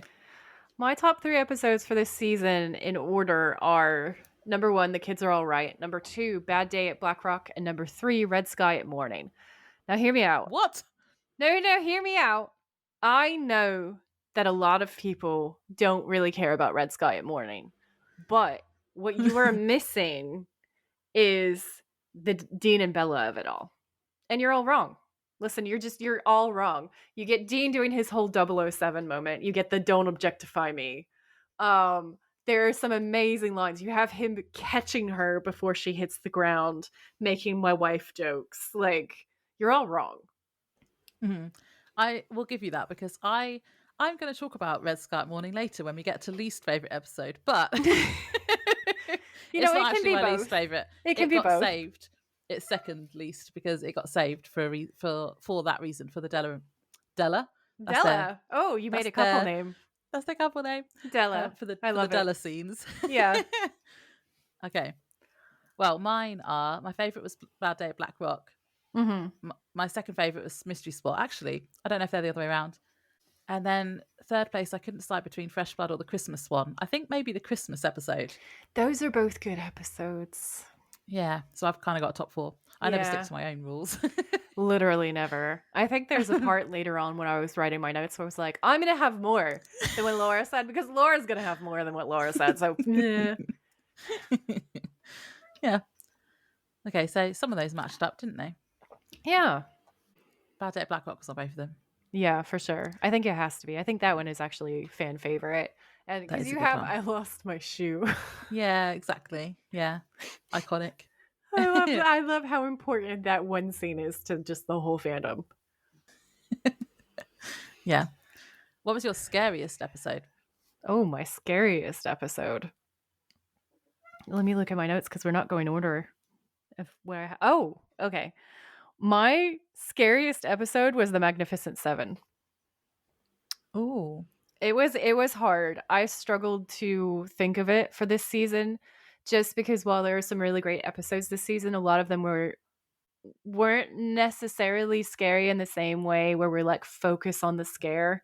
It was more starting leading us into the character arcs and bringing in more psychological drama and tension rather than something like Bloody Mary. So I ended up yeah. choosing the Magnificent Seven because the idea of all of the like scariest top level demons coming to kill Sam and Dean in one place is actually really scary. And Tamara's Hmm. husband's death is genuinely horrible. Yeah. um, then you have Sam being dead and Dean selling his soul, which we know is not going to end well. And we're really not sure that Sam is actually okay either, because it's just like you have the whole buildup where it's just like, is that 100% Sam? In the words of Azazel, how sure are you that what came back is 100% Sam? Like Yeah. all of these leading moments that go into the making of the Magnificent Seven, it shakes us up and it makes us question the nature of good and evil and how good the boys are. Um, so I think for all of those elements of the psychological terror, the physical terror, the actual horror, I don't think that anything really compares to that episode. It's really scary. It's really sad. You can see how unhinged Dean is in grief. Um, you start to see things getting really dark, and I feel like this season's arc kind of carries through with that, because aside from that, really, there aren't a lot of moments that I would highlight. Like my overall scariest moment from this season is not from that episode, but um I feel like it has more concentrated scares in it than any other episode this season, in my opinion. What about you? Yeah. No, that you made me think about some stuff because I don't think I even considered that episode, but it is really scary. Yeah, you have the mummies. You have them Yeah. talking about the apocalypse for the first time. You have the mummies in the living room and stuff, and that's so gross. Um, Tamara's husband literally drinking drain cleaner and gurgling in it, and it's green and lurid, and you see it. It's Hmm. horrible. I have got that scene in one of the scariest moments, I think. Yeah, there's the one at the beginning where that woman's head gets beaten into the windscreen, and the camera's Oh right yeah. there. That's quite good effect. That's really scary as well. So Hmm. yeah, it is very much like they were definitely going for the What's in the Box movie, Hmm. and they did a good job. I don't even remember what scare rating I gave that. I don't think I looked it up. So because I had the kids are all right for the creepy kids, but I don't think as a whole that it's a really scary episode because you've got Mm. all the cute like party bits. So, but I had Time is on my side, the Hmm. Doc Benton stuff because I think he's really creepy and like That the was eye scoop stuff. gross. Mm, That as a moment was really gross and really super scary. yeah. What other scary moments did you have then? Not just scary episode. So my scariest moment from this season was the dead mom calling her children in long distance call, especially the scene where she's on the MSN Messenger with her daughter and then the ghost appears Oh in the yeah. reflection of the screen behind her. Like she's Mm, literally reaching out to grab her and you're not expecting it, and it's so terrifying. And she's also the background telling her children to do terrible, terrible things. It's very Bloody Mary-esque, and it is very scary on just so many levels. And yeah. I couldn't think of something that was scarier than that. And then I guess the other thing that scared me personally was Dean's death scene at the end of the season. Yeah, I've got that down as well. Because he Mm. gets literally torn apart, and you can see all the blood pumping out of his chest, and he's scared and he's pale, and he's trying to be brave because he's Dean, and Jensen acts it really, really well. And it's just, that's horrible, honestly. Yeah. Most of my scary moments are people's deaths, actually. They've done deaths really gory this season. So I Mm. had Isaac dying in the first episode. Hmm. Um, I've had Gordon as a vampire. And then Yeah. I had the dead bodies and Corbett's death in Ghost Faces. That was actually really scary. Corbett's death was terrifying. Like, for Yeah. me, that episode had some incredible scares because there's the party scene. There's the part where he's telling Sam that it's not going to hurt and you're not expecting it. And he puts the party hat on him. Yeah. It's funny, but it's actually really creepy. And then Yeah. Corbett dies so terribly, and there's nothing that anyone can do. And you can feel how helpless Sam feels. And it's also the lead up because both Sam and Dean are there. All of his friends are trying to save him the whole episode. And you're just so helpless. Like, no one can save him. And his death is Mhm. awful. And he was the sweetest, purest, kindest soul. So it's Yeah. awful. That is definitely one of the scariest moments. Yeah. And then Dean's death as well. So, yeah. Mm. They were doing the death scenes really scary this Yeah. season. They really amped up their game. So we're going to enjoy that for the next 15 seasons when someone dies every season. Yeah. What was your least favorite episode? I think we're probably going to have the same one. Sin City.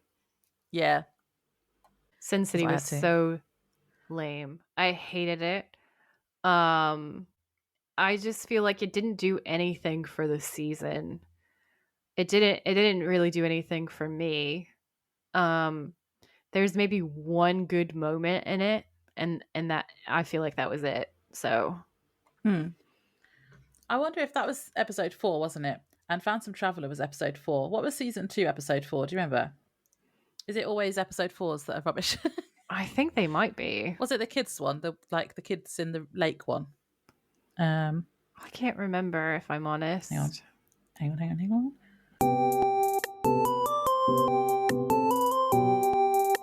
Oh, season 2, episode 4 was Children Shouldn't Play with Dead Things, which was my worst one from last season. Oh yeah, that wasn't a great episode. Okay, Yeah. another conspiracy theory. New episode conspiracy 4 theory. Sucks. Yeah. Episode 4 every season sucks. Yeah. Yeah, I had Sin City, but then I had Red Sky Morning was going to be, I was thinking about that to start with, but then because of all the Gert and Sam stuff, like, it's just horrible. But the Dean, James Bond stuff and the Bella stuff was good. And that saved it from being first spot. It's now second. Yeah. Because the thing is like, I guess because I hate it so much, I just block Gert out. I don't remember her. If I rewatch that episode, I fast forward. Exactly. I really just watched that for Dean and Bella banter and flirting. Della, if you will, so. Who was your favorite monster or villain? My favorite villain is probably Gordon. And he's also a monster, so I feel like it kind of doubles up. Because I feel like the trickster isn't really a villain. He's much more of a gray area. And like I can feel I could see what they were trying to do with Lilith, but Lilith doesn't live up to the same level of hype as Azazel. And Gordon is more of a direct threat in this season. Whereas Lilith's stuff feels like just this add-on, whereas they really developed Gordon's character and they spent time doing it. Sterling K. Brown is a phenomenal actor. Like, it's just great. And don't get me wrong, the kids that play Lilith are great, but they didn't have a lot to work with. So it's not the girls' fault. Like, they slayed, but there wasn't time to build her up and make her scary and give her the lore. And then also with the way that it ends, it's just like I've said before, she fizzles out like a wet firework. What was the point? So Gordon is a huge threat. And we also see Sam have to face his moral compass. Like, am I going to kill Gordon, who is a human and part of the hunting community? How am I going to live with that? What am I going to do? And then you see him buckle down and realize that, like, if he doesn't take out Gordon, Gordon is going to kill him and Dean. And so it becomes like self-defense. So I think that was scarier to me. Yeah, I had Gordon as well. But I had my second choice was the Doctor, the Doc Benton, because I Yeah, feel like he's a great villain. he was He's really scary. gross and terrifying. He was like proper serial killery. He was super serial killer. He was like a serial killer Frankenstein's monster, you know? He's the epitome of selfishness and privilege, and he's very like psychopathic. Um and he as a result of that, he's a great bad guy. And the actor who plays him, again, he only basically plays bad guys. He's great at playing villains. So it's a very strong performance. Yeah, yeah, it was good. Let's go with thirst traps next. Okay. I was writing my notes and I was like, I might change my mind when we talk about this. I'm actively changing my mind right now because I have written down that it's Dean. Uh, but actually, I think it's Sam tearing down the mystery spot and screaming, I'm going to take it down to studs. Yeah, that was my top one. Yeah. Unhinged Sam in Mystery Spot. Yeah. Just that whole episode. Yeah. It's just Unhinged Sam is pretty unbeatable, honestly. Like, Dean has some really, really thirsty moments. Don't get me wrong.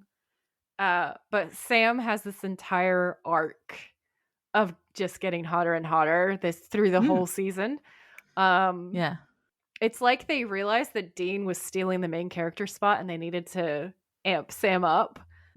So yeah, I feel like that's part of it. But I don't think that anything from this season of Dean, and I love Dean more than words could say, can compete with Sam ripping the mystery spot apart with his bare hands. Did you have any more? Because I've got like 5. um Okay, so for me, one of the other ones, this is like an emotional one. It's an emotionally mature decision, which is questionable for coming from me. But it's when Dean is having his Superman 3 mano a mano fight with Demon Dean. I thought Oh that yeah. that was really hot because he's processing what he's been through and he's standing up for himself and he's shouting and he's also fighting. And that's really like, thank you. That's Yeah. hot. That's very sexy. So I feel like that's probably one of my favorite thirst traps from Dean. And then the other one is 007 Dean because that's Yeah, that's the Dean amazing. one I had down. Yeah. Yeah. So Yeah. I feel like it's like Dean fighting Demon Dean and 007 Thirst Trap Dean from Red Sky Morning, but Sam really takes the cake in Mystery Spot. And even I, Yeah. the most rabid and fanatical like Dean fan, can admit that. Yeah, this was a Sam was hot this season. Sam is really Um hot this season. Digging out that bullet himself, the angle of the camera. Whew. Yeah, I had a Dean one which was Dean as James Bond, and then the rest of Sam. I had Sam reading Latin literally any time. Yeah. He does that at cons a lot. Like Jared just breaks out in Latin at cons, so we should definitely go at some point and watch him do Yeah. that in real life. He'd be like, Yeah. ah. Also, Sam going after the witches when he thinks that they're killing Dean in Malleus That was Maleficarum. amazing. He just Yeah. like tears the door down. That's awesome. And also, we have to have hero Sam. So, Sam saving the little boy in long distance school. That was pretty excellent. Yeah. Never mind. But yeah, Unhinged Sam and Mystery Spot was my top one. Yeah, same. What were some of your favourite quotes this season? Okay. Some of my favorites were I'm gonna take it down to studs from Sam. That's the best quote ever, honestly. I don't understand why more people are not obsessed with I'm gonna take it down to studs. I'm gonna start a movement. I'm gonna file a petition. Because I feel like it should be up there with I lost my shoe, and it's not, and that's upsetting.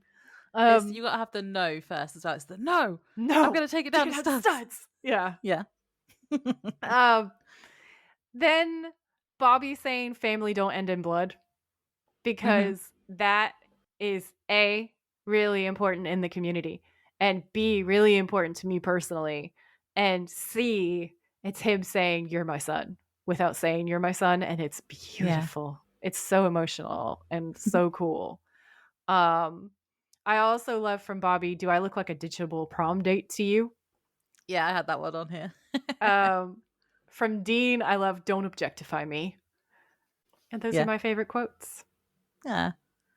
I had one cute one and the rest were funny. So my cute one was Dean saying to Bobby that you're like a father to me in the Oh, dream I little love dream. that. Yeah. And then I had, Bobby saying, do I look like a ditchable prom date to you? Dean saying, but you didn't shoot the deputy. Oh my god, that's a great quote. That was amazing. That was a good one.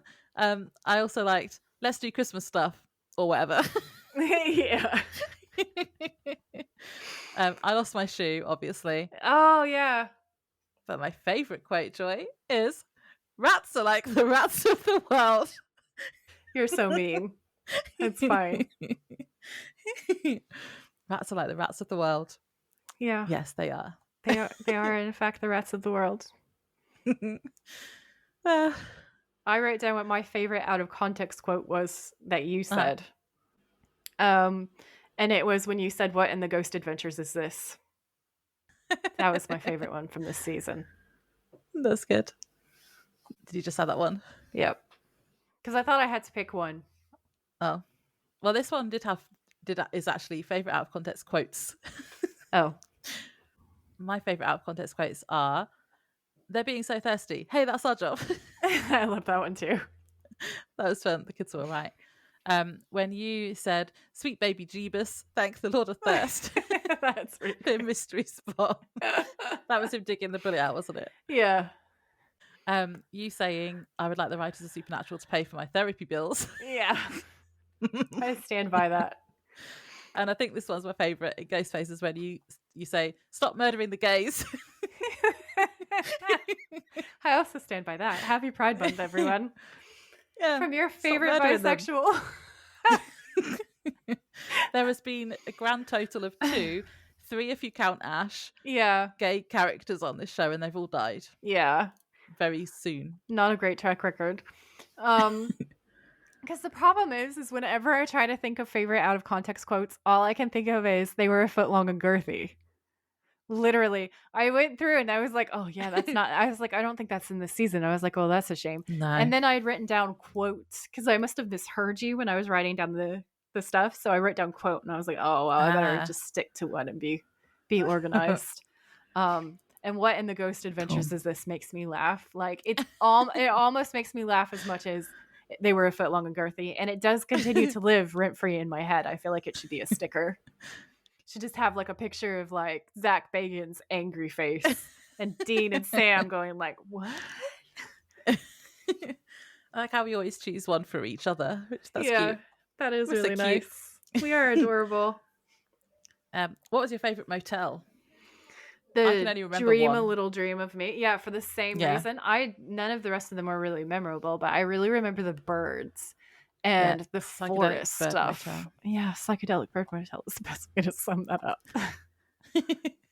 Yeah, that's the only one I could remember. I feel like there was one that we said was nice because it had like a nice green color. Was it the Christmas episode had a good one. I would go and say, actually I would go and stay there before I would go and stay in the bird one. Yeah, the bird ones are weird, but that's the only one I remember, so that's why it's my favorite. It's memorable. The Christmas episode one was very like Thomas Kincaid, and I really love Thomas Kincaid, so I would pick that one. Yeah.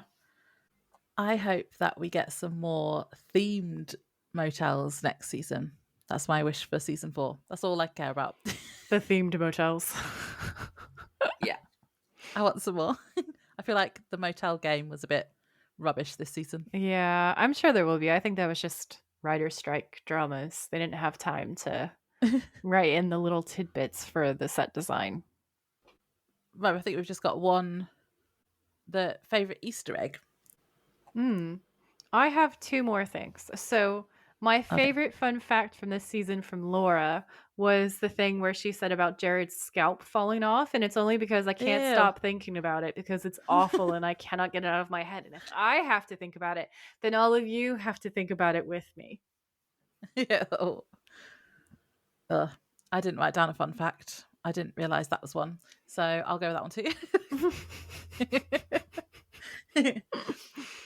My favourite Easter eggs from you though were, I think my top one is the origins of Always Keep Fighting because it made us both cry. I had that one down too for the uh, same reason because we were both genuinely emotional and it was I so was literally crying. wholesome.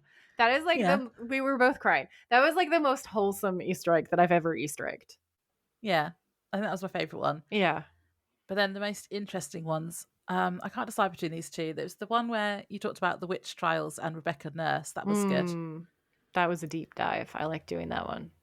Yeah. But then also Tim Leary's wild antics, including Tim a Leary's jailbreak Wild Antics and, is my number one. and is linked to Charles Manson. Yeah. Yeah. That was crazy. Yeah. My notes say that he was my favorite Easter egg because it's the Harvard psychologist who became the daddy of alt drug culture, Yeah. psychedelics, and it's just the story gets more and more unhinged. There's the whole Charles Manson thing. There's the doing yoga in prison to shimmy over a wire to escape to a car to escape to like Algiers. He was very committed to escaping. Yeah, there's the way that he designed, like he was the psychologist who designed the prison psych tests. And they Yeah. didn't think about that when they gave him the test. So he was like, yeah, I'll go be a gardener in minimum security and then escape. Thanks. Like, and it's just the whole Ocean's 11 wildness of it. It's just, hmm it's absolutely unbelievable. Like, mark my words, we're going to get a biopic film about him slash his wife because Yeah. that's also crazy. Just the whole thing is insane. It's so wild. unhinged. Like, it's gonna happen in the next 10 years. Somebody's gonna be like, oh, we should do a movie about this. Yeah.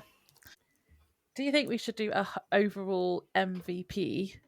Because we do that now on our games, don't we? Yeah. What do I you don't know who think? it would be though. I see my initial thought without really thinking about it is Sam or Bobby. I kind of want to give it to Ruby, but I know everyone will moan. Let's just do it. Let's just give it to Ruby. To be fair, Ruby is a strong contender. She has rescued them so many times this whole season. Like, Yeah. they're alive because of Ruby, like, several times over. So there's that. Sam definitely gets points because if he hadn't have saved Dean from the trickster, this would be a very different world. Bobby is super important. Bobby is definitely a key player. He's definitely saved the world a few times. Love Bobby. Dean, without Dean selling his soul to save Sam, the world also gets really fucked over because you need Sam to save the world. So Yeah, but they just keep selling their souls for each other. It's just a never-ending does that cycle. cancel each other out? Probably. Okay. Yeah. So then I feel like Sam is ahead because of the whole trickster thing, where he's like charming cosmic forces to give him his own way. Like, that's a skill set, frankly. Bobby and Ruby are the other ones. Like, I feel like it's like Okay. Sam, Bobby, and Ruby, and I don't know if I can choose one Okay. of them. Yeah. Cool. Yeah, I'm interested to see how Ruby's character develops. Obviously being a different person as well from now on. And obviously knowing what happens to Dean. I hope we see more Bobby. And I'm interested to see what they're doing with Sam and obviously turning him evil. Yeah. Lots to look forward to. Lots. What are you most looking forward to in season 4? I want to talk to you about, because here's the thing, is it's not a spoiler to drop his name because you know that he exists because you're, someone who's alive and on the internet. So I really want to talk about Castiel. Like, Castiel drops in very soon in season 4. So we get to have a conversation about what you think about Castiel. Okay, cool. How you think he comes off when you first see him, and then how his character develops as the seasons go on is really fascinating to me personally. I love his introductory scene. I thought it was so cool. So I'm like dying to discuss that. And also, no, that one I can't say because that is a spoiler. No, it's not, because Genevieve exists. So like Ruby. Oh yeah, I know she's Ruby. Yeah, Ruby is still around. Ruby's still kicking. And as we know, she's one of my favorite characters. So it's the Ruby Castiel elements that I'm the most excited for to like talk about coming up. Okay. Yeah. I think season 4 is gonna be good. Yeah. So thank you everyone. Thanks to all our listeners. We know lots of you have been with us right from the start, and we really do appreciate you. And we're starting to get more like newer listeners as well. So please, if you enjoy the podcast and want us to be able to continue, consider giving us a 5-star review on Spotify, as this will help us grow. Comment on our episodes. You can comment anywhere, but we'll see them on Spotify. That really helps, and also because we just love hearing from you.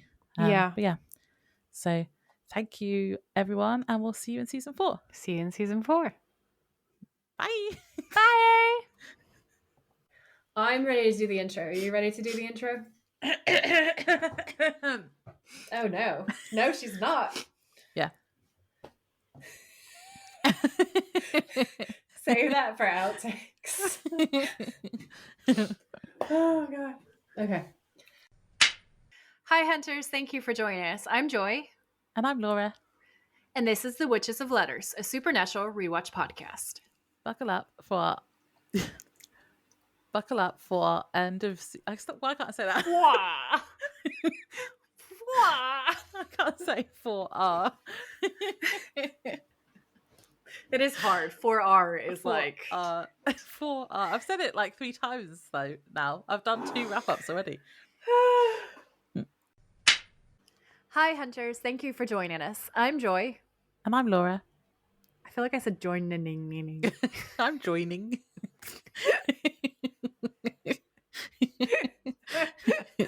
I'm joining. I'm joining, and I'm Laura.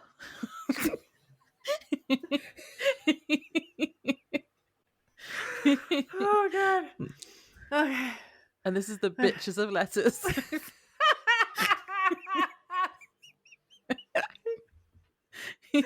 my god. I really wasn't expecting that. That took me out. Dean says no who, and Bobby says the 7 deadly sins live and in the flesh. And Dean kind of pauses and grins. Laura, do you have something you want to say? And then he goes, "What's in the box?" She's laughing too hard. You gotta do that again. It's so funny. It's so funny. Dean and Sam look at him super impressed, and Dean goes, "Whoa!" And then he whistles and he says, "Looking spiffy boffy, motherfucker." They managed to trap and exorcise most of the demons. Did I say exercise again? Hang on. Exercise your demons. Put them on a treadmill. Yeah. I have a frog in my throat. I keep trying to lean away when it's going. Ribbit. Ribbit. It's that frog from the fairy tale episode. Yeah. Joy, you've got like this halo around you right now. Yeah. Speaking of Jesus. Speaking of Jesus, yeah. I have some really epic window films up by a company called Rabbit Goo, non-spons, okay? Wow. But it makes the room Really an look angel. epic. You look thanks. very angelic right now. Yeah, Thanks. you do. So, opening scene, we see a nun putting out Jesus. Bibles. You're like, we see a nun. You're always saying that I blow out the microphone. My ears almost fell off. I'll do that again. Are you angry about the nun? And do you remember my fun Yeah. fact from season 3, episode 1, where I said that a piece of Gerald's scalp had come out? Who the fuck is Gerald?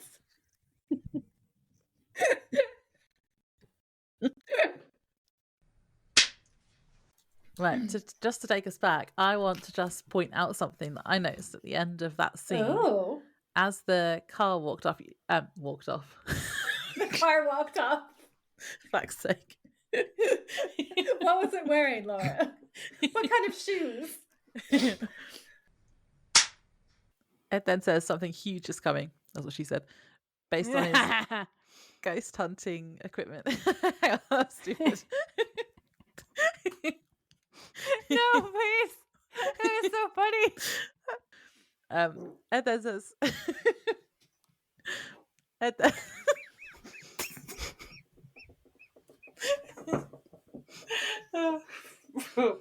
Outtakes. Outtakes season 3. The brothers eventually discover that a crocotta, what's it again? Crocotta. Crocotta. Yeah. The brothers Just think eventually panna cotta. crocotta. Thanks for tuning in. If you like this episode, please rate, review, and subscribe. We would be very grateful. And if you know someone who would enjoy it, please share. You can find us on Instagram at the Witches of Letters podcast, or you can email us at thewitchesofletters@gmail.com. Until next time, stay safe out there, have each other's backs, and always keep fighting.